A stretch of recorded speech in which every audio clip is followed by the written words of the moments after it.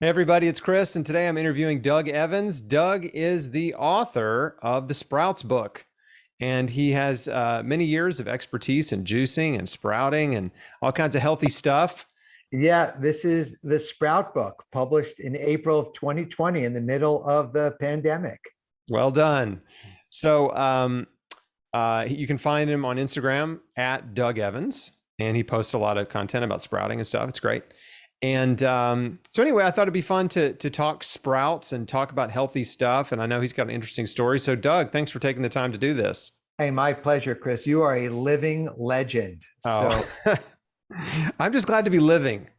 yeah, Just glad to be living, my friend. and you unapologetically sharing your journey has made you legendary. Thank you. So, Thank you. It's good to be alive. It's good to be healthy. And, I don't know if you had a health challenge in your past. We'll talk about that if you had any kind of health challenge that got you onto the healthy path. But for me, yeah, it's like once you've been sick and gotten well, you just want to help other people do the same thing. You want to try to be a light in the dark for folks because we're not educated on really proper nutrition and health and healing and disease prevention. And so when we get sick, we have no idea what to do. And most people just end up on a lifetime of prescription drugs or just suffering with their condition indefinitely and struggle, with hopelessness and helplessness. So anyway, we're trying to be a light in the dark for people. So your story, did you have a health challenge? What got you into healthy stuff? I'm one of the rare people that actually can learn from other people's mistakes and their tragedies. For me, I was just 36 pounds overweight and sloppy. But when I watched my aunt get diabetes and they chopped off both of her feet below her ankles, that caused my heart to drop and for me to really process what it would be like to not have the limbs, to experience a double amputation. And then my uncle got heart disease from eating standard American diet, meat, chicken, fish, dairy, processed food. And then my mother got stomach cancer, and then she died at a relatively young age, 66. So 10 years older than I am now, which is incomprehensible to me because she died, 20 years ago. And then my father went to the hospital, misdiagnosed, died in the same hospital as she did, from issues relating to heart disease. And he was a gym rat. He ran every day, played tennis, worked out, but you can't beat, the problems that come with, bad diet. And then, going to traditional medical care, the iatrogenic causes killed him. Yeah, that is so you made some great points in there, by the way. Let me just highlight. The first one is it is so much better to learn from the mistakes of others, right? That's the best way to learn is from other people's mistakes, not your own. But unfortunately, most of us only learn from our mistakes. But the other thing you said too is like you can't out exercise a bad diet. Right. You can't do it. Yes. And by the way, I'm a chronic exerciser. I love to work out. I love cross training. Like I've been doing it for a long time. I like to be fit and healthy and strong. And there's a lot of guys in there in the gym that are strong, right? And they have endurance and are impressive, athletic, impressive specimens. But what's happening on the inside, so you can't see what's happening on the inside. You only see what's on the outside. And on the inside, when you're starting to clog up your arteries, right, you are putting yourself on the path to chronic disease, whether it's cancer or it's, clogged up pancreas and type 2 diabetes or, type 1 diabetes, all kinds of stuff, Right. come from a bad diet, even when you look healthy on the outside. That's so true. So anyway, so I never personally was anything other than overweight, low energy, sloppy. But at age 33, I went cold cucumber. So I shifted my diet from literally eating anything, right? The more expensive, the more processed, the more fried, the more it had salt, oil, sugar, seasonings to explode the dopamine and serotonin in my brain, the more I was addicted to that. And I was certainly using food as a reward system for me. Like the more money I made, the better I thought I was eating. Turns out to be the worse I was eating. That disease of affluence kicked in. And the more that I would use food to, celebrate all of these things that now I look back on, and it's hard to even relate to who that was then. And, having tirelessly tried to change people, convince people, debate people, I ultimately kind of shifted that I was just going to be an example. And there was going to be people that wanted to change, that wanted to know if it could be true.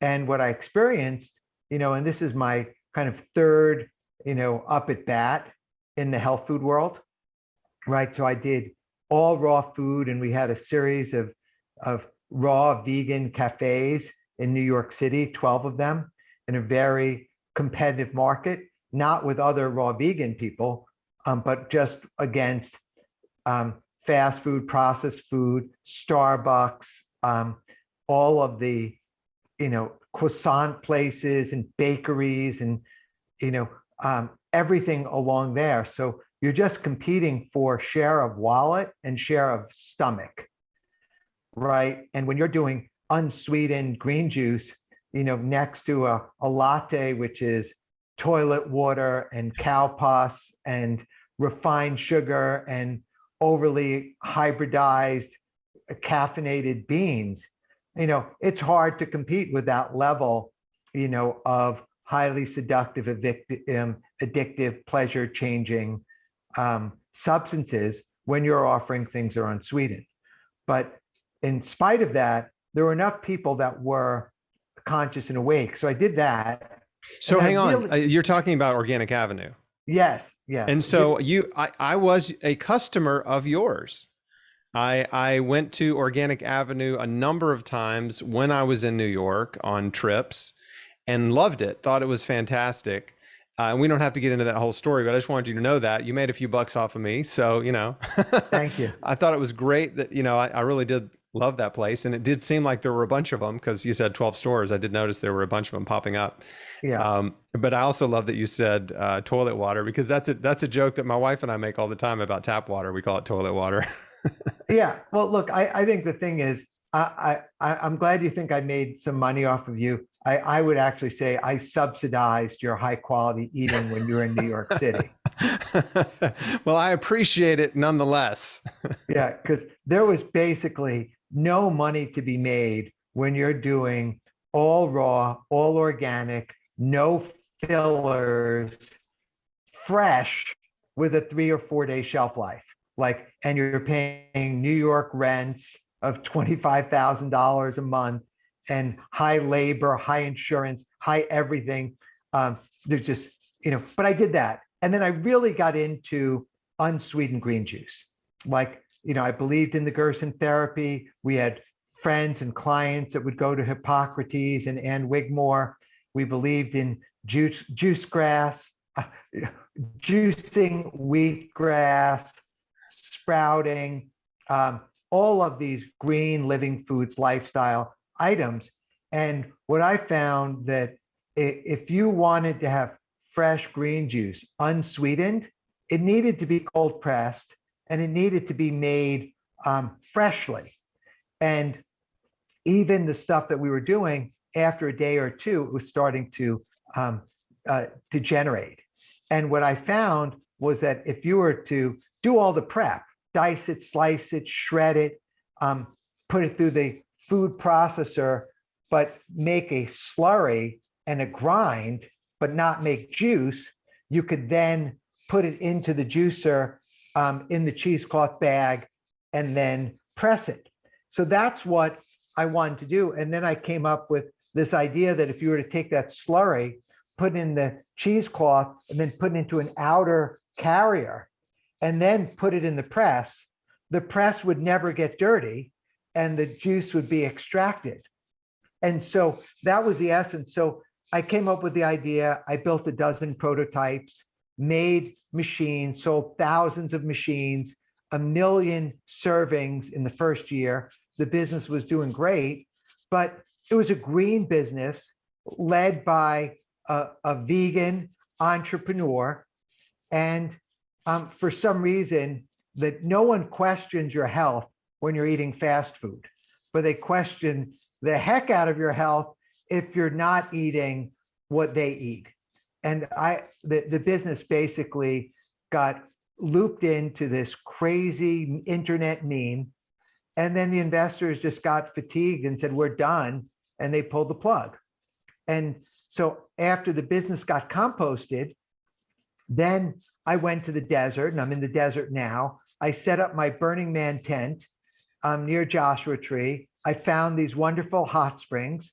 I'm living in a yurt with a cowboy tub filled with a hose from hot springs. and and I'm living my best life, except my cooler from Air One, filled with raw vegan delicacies and fresh fruit and vegetables, was dwindling. And when it was going to empty, I had this existential crisis of saying, what am I going to do to eat? How am I going to eat? Where am I going to get my food? And so I went on to Happy Cow, and I realized not only was I in the Mojave Desert, I was in a food desert. And there was no Whole Foods, there was no Air One, there was no Organic Avenue, there was no juice press, no press juicery, there was nothing there. And so I'm looking up at the stars and I start to hallucinate. And the stars are twinkling, and I'm seeing those twinkling looking at sprouting and germinating. And like the whole Milky Way was this array, and the different planets and the different stars and the constellations were different varieties of sprouts. So the download that I got was that sprouts are food. Sprouts are vegetables. Number two, sprouts were vitamins and minerals. They weren't just little vegetables. They were concentrated forms of vitamins and minerals. And three, sprouts were medicine. Like Hippocrates said, let food be thy medicine. Well, sprouts are food. Sprouts were medicine. And I got really inspired, and I ordered tons and tons of sprouting seeds in the 1 pound to 35 pound buckets. And they came. Amazon is amazing. They're coming in the next day or two. And within a month, I'm basically living on sprouts. And I started with alfalfa and mung beans. And then I went to alfalfa, azuki, arugula, radish, clover, broccoli, chia, flax, all sorts of lentils, all sorts of peas. And within 1 cubic foot, I was growing more sprouts than I could eat. And I had 6 jars in rotation, and it was more than I could eat. And that's what motivated me. That I said, I need to write a book. I need to share this information, because sprouting eliminates every single excuse that someone could have about living a healthy diet. It eliminates the economic excuse, because sprouting is dirt cheap. Like you can have a serving of sprouts for 10 cents or 20 cents if you grow them on your own.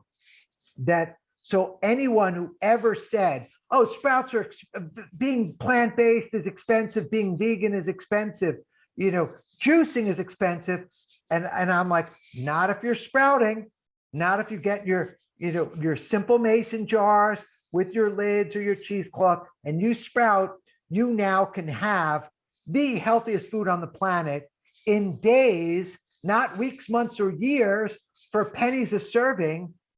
And that just became the lesson. So I started to research more and more. And the deeper I went down the rabbit hole, like the more like illuminating it was, the more fantastic it was.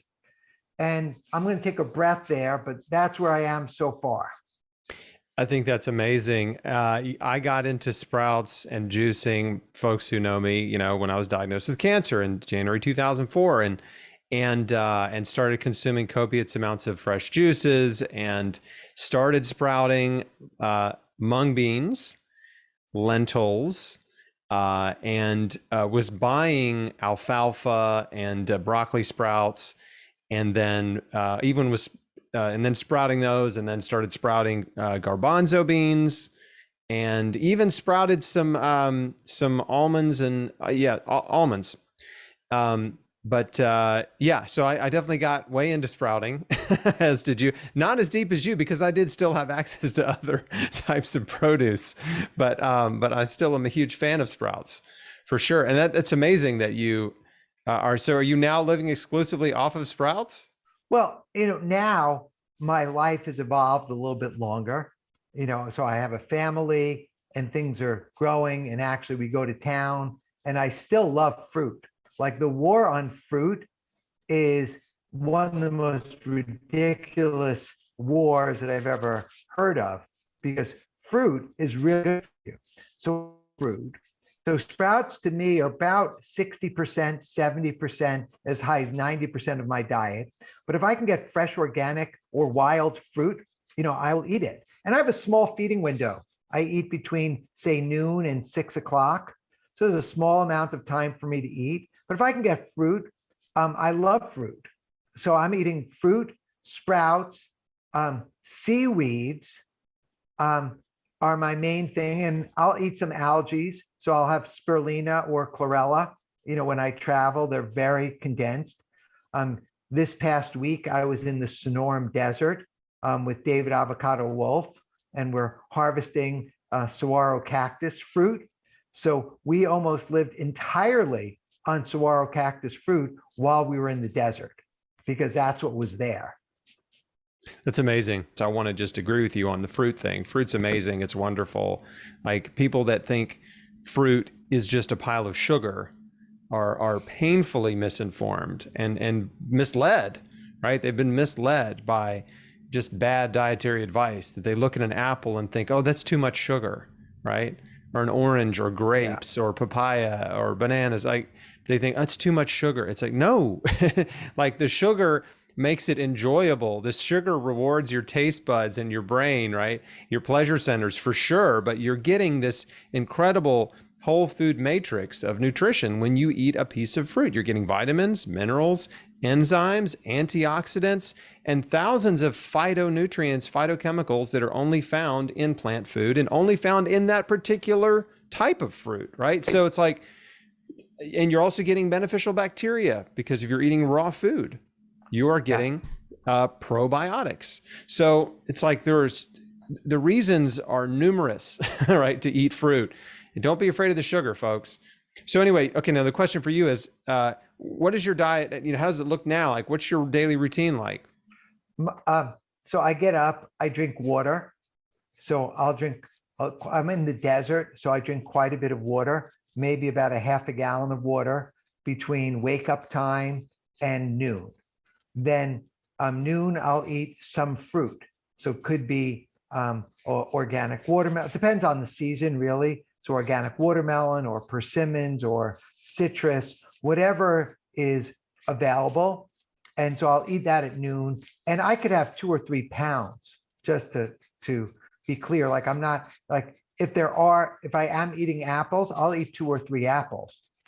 So I still like the mono diet, and I'll eat them.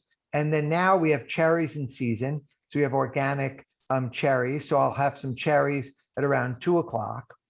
And then around 3 o'clock, I'll start snacking on raw sprouts. So either lentil sprouts or garbanzo bean sprouts, chickpea sprouts, or raw sprouted soybeans. So I like to have the protein. I have a somewhat of a craving in the middle of the afternoon for the protein sprouts. So I may eat a cup of those, just plain. So 8 ounces of those. And then around 4:30, 5 o'clock, I'll make a dinner. And my dinner is almost always the same. So it's 1 to 2 cups, so 8 ounces or more of broccoli sprouts as the salad green, and whatever other sprouts I have around, whether it's pea shoots or pea sprouts or lentils or alfalfa or azuki or chia or flax, I throw them in, and then I take fresh homemade sauerkraut, and I make sauerkraut without added salt. So we make a nice sauerkraut, and then I'll introduce some fat. So either an avocado or fresh coconut meat. But right now, avocados are more in season, creamy, delicious. So I'll have avocado. And then I'll have some tahini. So I got fresh, raw tahini. And then I just kind of mash it all together with the sprouts. And I make a slurry. And then I wrap that in the nori. And that is my consistent dinner. I don't eat dessert. And that I may have anywhere between 3 and 5 wraps. So another 2 or 3 pounds of food, realistically, of that. And I'm drink some more water, and that's it. And that's a typical feeding day for me. So it sounds like you're making, so I published a book, a recipe book called Beat Cancer Kitchen. And in that book, we have a recipe for basically what we call them sushi tacos, but it's using the nori instead of a taco shell, making a little wrap with nori, and you putting veggies in it and stuff. But it sounds like you're kind of doing that. It's like a little nori taco, or a little mini nori burrito. Yeah, nori sushi. So I like that. And it's interesting that people ask me, where do I get my omega-3s? So I get the ALA from chia and flax, and I get the EPA and DHA from the seaweed. And I'm getting really healthy medium chain fatty acids, omega-3s, without any of the concentrations of the mercury or chemicals or other, who knows what's going on there. So it's a very clean way of getting omega-3s. Super clean, right? And I get asked about fish all the time, and generally, once upon a time, fish was the cleanest animal food you could eat, right? Because they're in fresh water, but our oceans and rivers are so polluted that fish are carrying a lot of toxic stuff. Mercury being one of the worst, but there are certainly a number of toxic chemicals that are routinely found in the flesh of fish. So even the wild caught stuff is problematic for folks. And so, yeah, but you are eating about as clean as you can, sprouting all your own stuff. Yeah, it's great. I love it. So here's a practical question. Calories.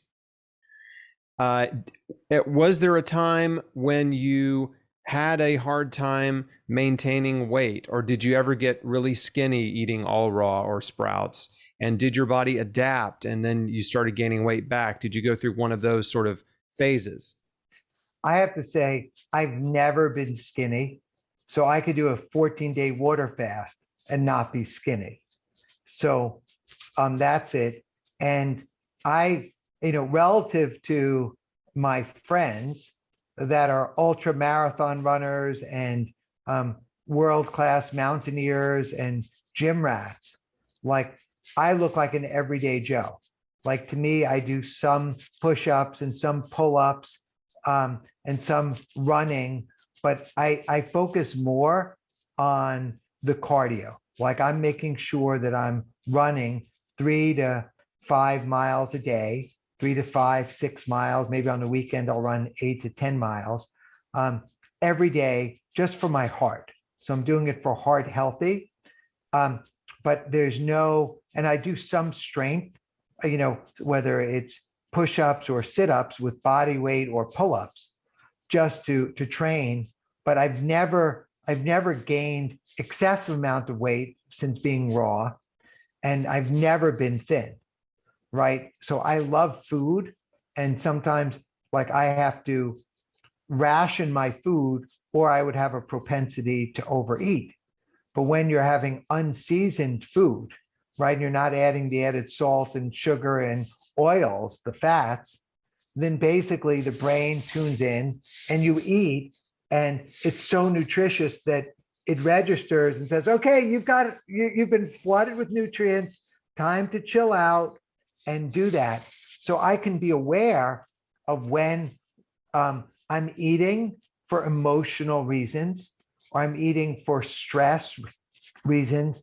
But at the weight that I am, and I'm about 165 now, I think it's my perfect body weight. Um, and I have the right energy. So, but I could easily overeat. Like, but I buy the small watermelon, I'll eat the whole watermelon. And everything that you put on my plate, I eat.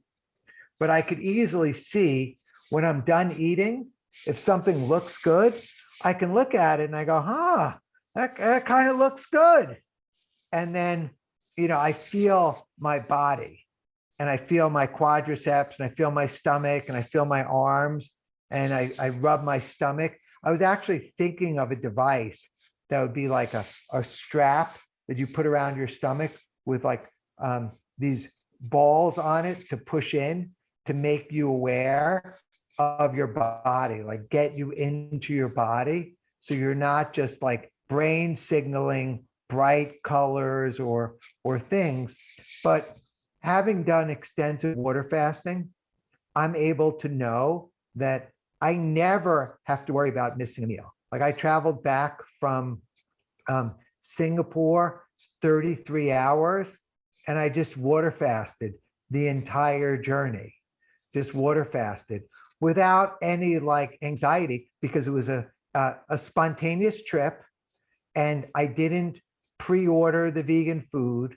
There was nothing that was organic. It was just nothing. And I was like, oh, what a great opportunity. I'm going to do a 24-hour water fast and turned into 36 hours. And no drama associated with it. It was just like, oh, let me stay hydrated. That's a really good point too, that fasting kind of does give you this, it's almost like a superpower in a sense, because once you've water fasted, you realize you have this sort of new, deeper understanding of yourself and your body, that you don't have to eat food for a day or two or a week, right? You can miss a meal, you'll be fine, right? But so many of us are conditioned to eat 3 times a day, every single day, plus snacks. It's like just the thought of missing a meal makes people anxious, right? They like, well, I can't miss dinner, or like, I can't go a whole day without food. I don't know what'll happen. My body will fall apart.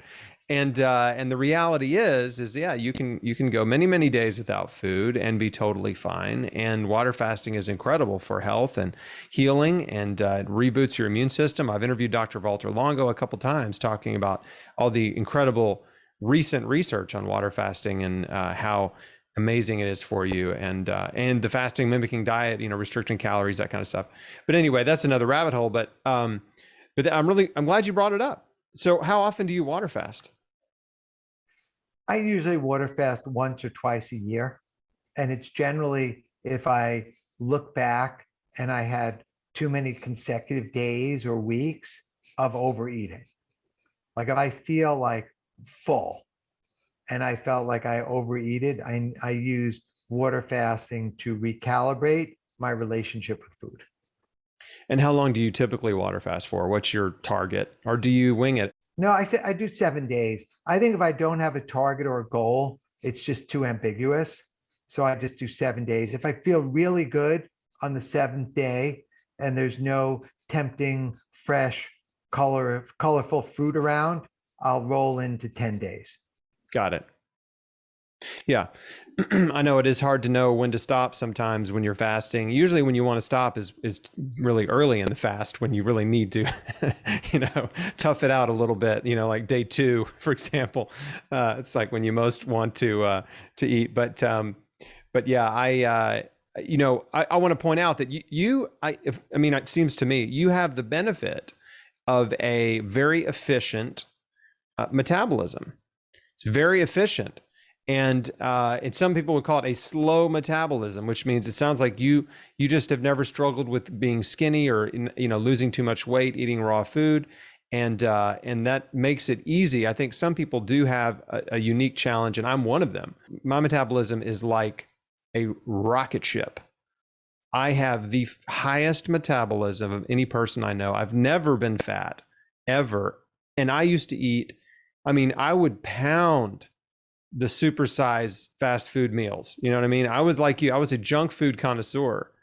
but I could not gain weight. I was drinking 2,000 calorie weight gainer shakes, lifting weights, like, just pumping in the food, trying to get bigger and stronger when I was in college. And I did gain a little bit of weight, a little bit of muscle mass and stuff. But anyway, so like for me, I could not eat all raw in a 6 hour window. I would lose probably 20 or 30 pounds and be like crack skinny. So I have to eat large meals, and I have to eat some cooked food just to get the calories. Wow. Have you eaten durian? I have, yes. Yeah. Not a fan of durian. Oh, well, that means you haven't eaten enough yet. You have to Okay. kind of get through, I haven't acquired the get through the taste. No, I barrier. get that. But yeah, durian, I pretty much, I think you could be raw on durian and gain weight. I think I so. have no doubt.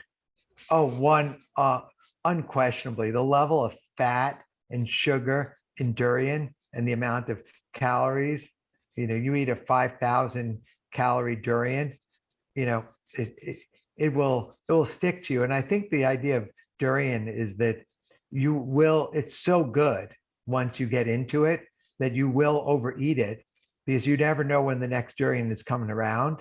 And the body is very efficient in storing that fat. So that's it. How many Yeah. avocados have you eaten? Like avocados won't gain weight on you? Oh, I mean, yeah, we almost every day, avocado for sure is a major menu item, but no, I have done, yeah. I mean, we weigh the same. I'm basically about 165 pounds. I'm 6'2". So that's pretty lean for a tall guy. And Yeah. but yeah, it's just one of those things that, and we have a lot of people in our community that are all raw. They're following my program, and they're trying to heal cancer or some chronic disease, and so they're all raw, and eating lots of vegetables and fresh fruit and juices, and for some of them, they need to lose weight, right, because they're overweight. So that's good. But then others are struggling to maintain weight, or trying to get back into a healthy weight because they're underweight, and usually, in some cases, that's a result of cancer treatments and things. So, I'm just sensitive to those people that are listening. You have to kind of find that healthy caloric intake for you, right? You just have to figure out how many calories do I need from food, and calorie tracking apps can be really helpful. You can plug in the fruits and vegetables you're eating, and it'll tell you how many calories you're getting, and you can dial it in, so you can figure out, okay, how much do I need to eat to gain, or just to maintain, or to lose? Yeah. I have two messages that I want to put out there. Number one, when they say it's difficult to eat the way we eat, that's a lie. Like that's just propaganda wanting to keep them stuck on the system of doing the old way. It's really easy to eat this way. And one of the things that I use as a tool is to ask myself everything that I'm putting in my mouth, is this worthy of my consumption? Is this the highest quality nutrients on a per calorie basis that I can consume? Because my philosophy is really everything you put in your mouth is a life or death decision, and that you could easily die from what you put in your mouth. And some people can have an instant death, like if you're taking too many fentanyls, or you could have a slow, painful death, by, drinking copious amounts of alcohol or Mountain Dew or Coca-Cola or French fries or traditional milkshakes or those things. It may take a while till that stuff, kicks in. So I look at it as like, how can we as a community support each other on raising our standards of what we're willing to consume?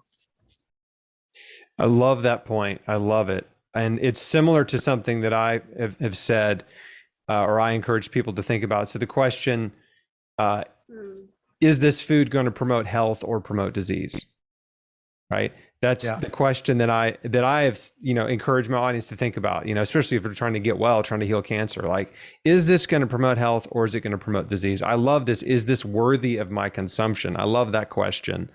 And I also, I think it's good to think about food in a different way. And what I mean by that is instead of thinking, oh, I can't eat those kinds of foods, right? Because they're not good for me. I think it's much better to just set a new standard for yourself, which is exactly what you're saying. And you're Yeah. drawing a line in the sand, or you're setting a standard and saying, this food is unworthy. Like, this food is not good enough for me to eat. And that just changes. Yeah. It's like a completely different mindset about food. Instead of it becoming this forbidden food that you can't have, you're putting in a different category, which is, this is food I don't want to put in my body. Yeah, that's it. When people say, "Oh, you can't eat this," and I was like, "No, no, you don't understand. I can eat whatever I want. I have Right. no desire to eat that. Like that's just not like more for you. Like more for you. I am not interested in that." And look, one of the things that took a while, but now I'm like 100% comfortable with, right? So if I go out with people to eat, if there's food that's worthy of my consumption, I will eat it. If it's not, I'm very comfortable saying, oh, I'll just have water. Give me water with lemon, water with lemon or water without lemon. And like, and what I realized is no one cares what you're eating unless you're judging them, criticizing them, like teasing them, etc. If you just say, hey, I'm not hungry. No, no, thanks. I already ate. I'm going to eat after. No one cares.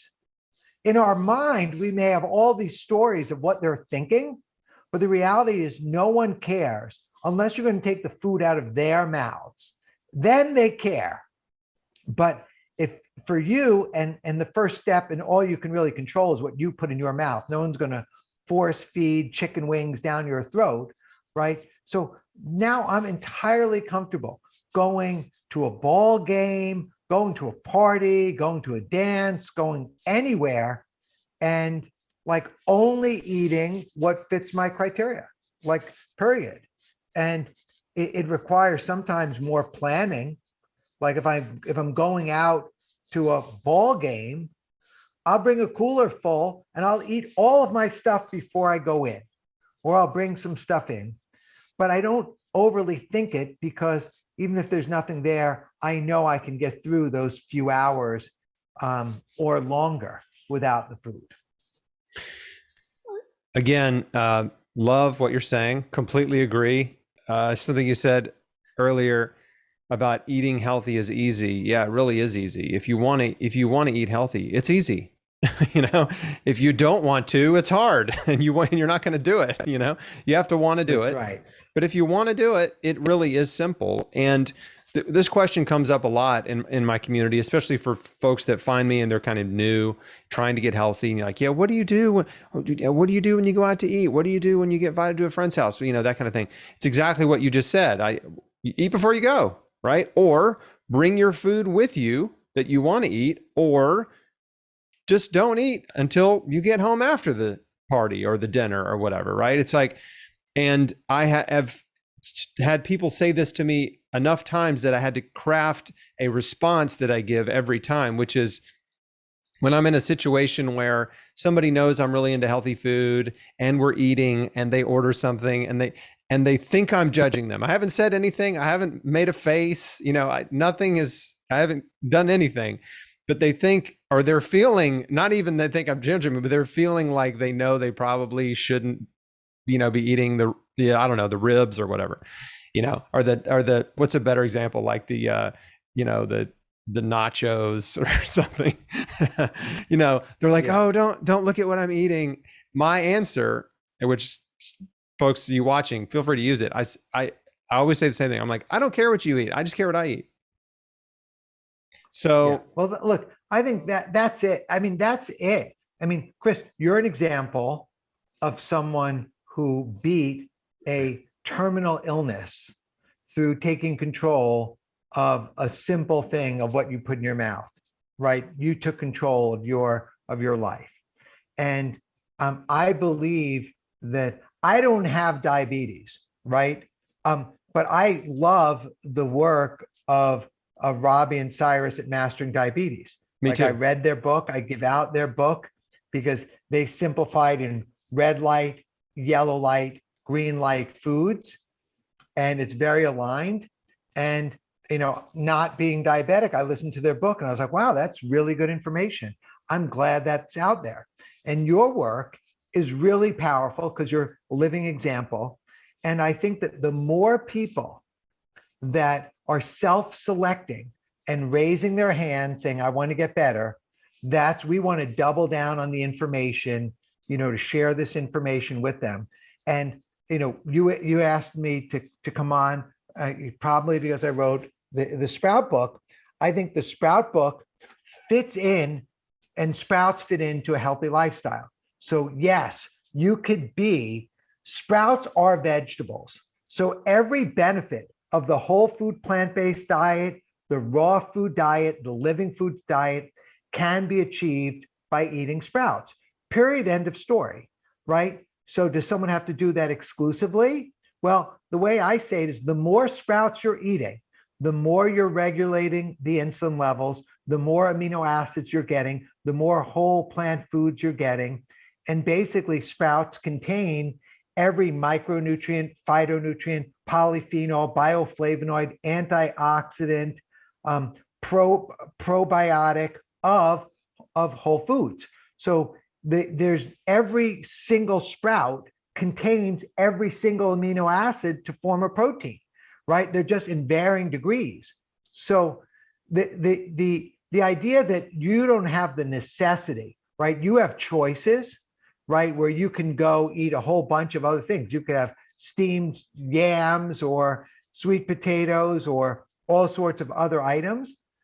So there's this wide continuum from sprouts only to a super healthy, beat cancer lifestyle and your recipes and everything in between. What would benefit people is to know that they have choices. And I think that I got better, I got healthier is when I made a decision to say no to things that didn't serve me. And that includes food, it included venues, it included people, it included relatives, it included clients, it included employers. When I just started to say no to anything that didn't serve me, that's when I created the space, mental, physical, spiritual space to really thrive. I love that message too. It's a good one. So important. Saying no. We say yes to too many things and we get overcommitted and overwhelmed. And that produces stress, and stress suppresses your immune system. And there's a cascade of health problems that are caused by living in chronic stress. And learning to say no and create space for yourself to get well and to thrive is huge. I mean, it is such a big thing. And I'm glad you said it, because I think for some folks, that's going to be a light bulb, for them to be like, wow, yeah, what can I do? What can I rearrange in my life to make it better, to make it less stressful, to give myself some more space and time? Now, one more thing, when we haven't really, it's funny because you wrote the Sprout book, but we've talked about all kinds of stuff, but we haven't really talked in detail about sprouts.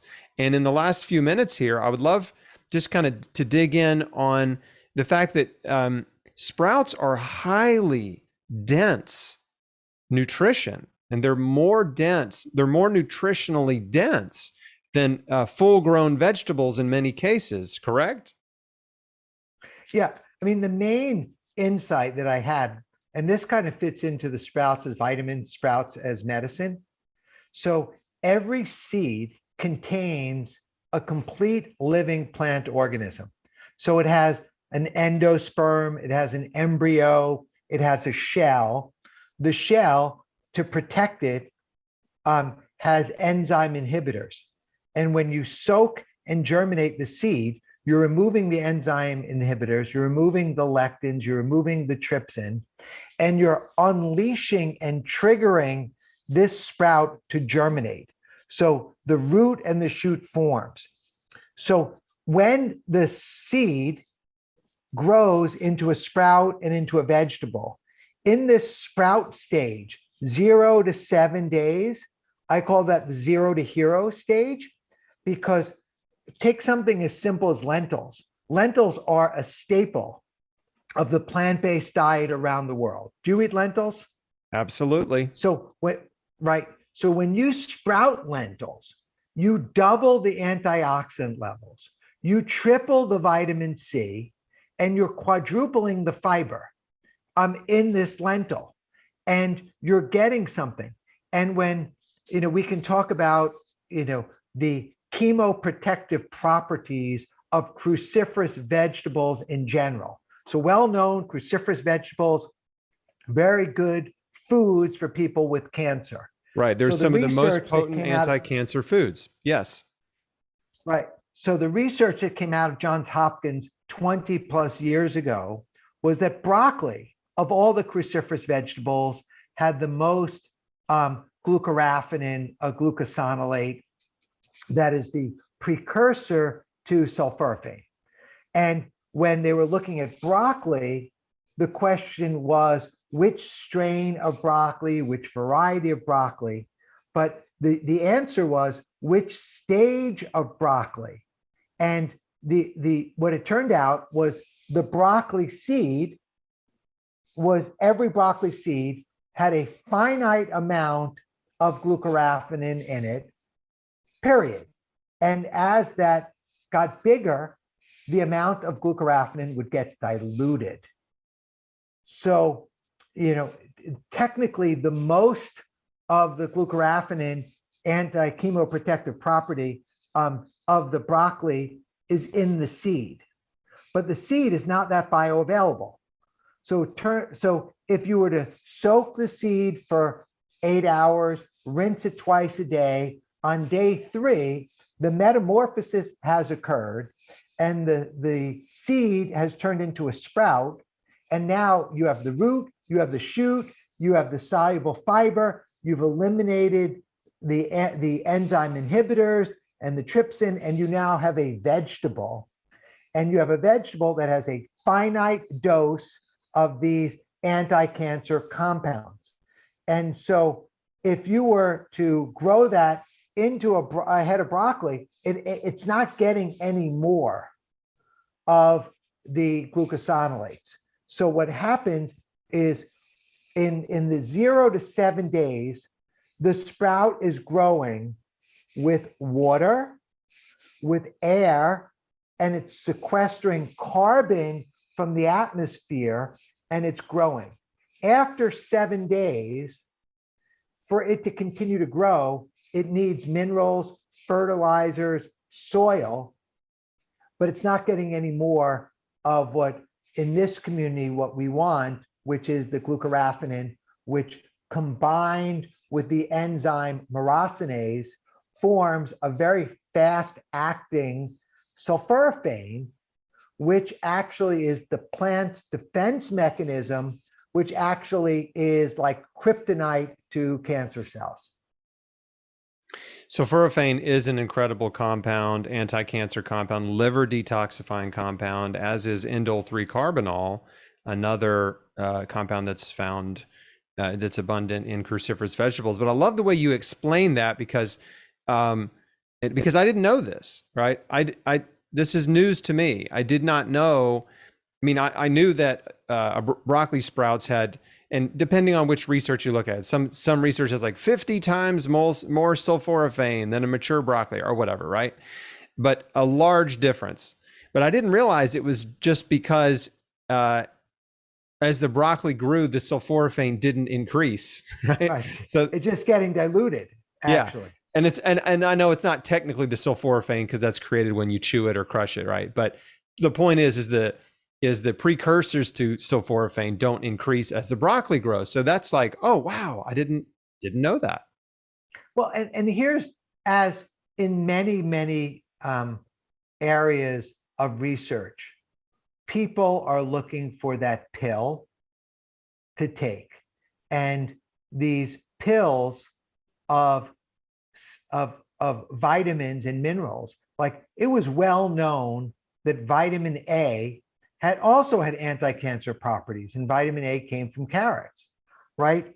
But when you take synthetic vitamin A, or extracted, synthesized, extruded vitamin A, it turns out it can have an adverse impact on people. They were researching it, and they actually had to stop the test because the results were so poor that there was ethical and moral risk of continuing the placebo, and AB multivariate trial of natural vitamin A coming from carrots, or the synthetic parts.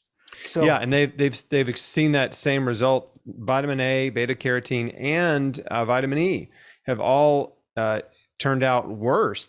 Cancer has progressed faster in patients that took those isolated vitamins. I know this because, I've had these questions and seen these studies, and people are worried like, oh no, what about carrots? Which is a completely different thing, right? They didn't study carrots or carrot juice.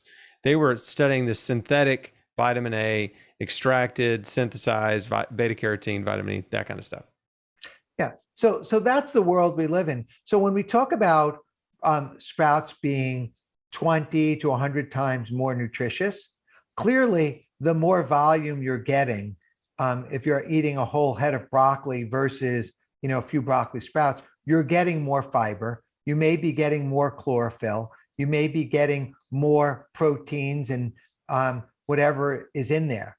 But in terms of the chemoprotective properties, these micronutrients and phytonutrients in the concentrated form, you're getting it. It's almost like if you were to look at alfalfa sprouts versus alfalfa hay, right? Alfalfa hay is what they feed horses, and they have to feed copious amounts to the horse to keep it big and lean, and the horse is able to process all that fiber. If we were to give you hay, alfalfa hay, you'd wear your jaw out trying to process it. Yeah. But you would get the benefits from eating the alfalfa sprouts. Absolutely. Yeah. And broccoli sprouts are an anti-cancer superfood for sure. We have a recipe for broccoli sprout pesto in my book, Beat Cancer Kitchen, that I'm really proud of and people love. Yeah, well, this has been really fun, really interesting. I'm so glad we did this, and hopefully we can do it again sometime, because I know you've got a lot more to share, and I could pick your brain for hours on just all the knowledge you've accumulated over the years in the world of natural health and healing. Doug, it's been really fun. Well, Chris, thank you for having me. I bow to you for your leadership and you being a victor, not a victim to cancer. So you beat cancer and you beat so many other things. And, I'm grateful that I got a chance to connect with you. Thank you so much, Doug. That really means a lot.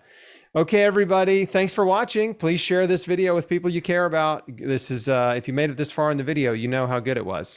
So help us reach more people with the message of hope that you can heal, you can reverse chronic disease, you can prevent chronic disease if you're willing to change your life and your diet.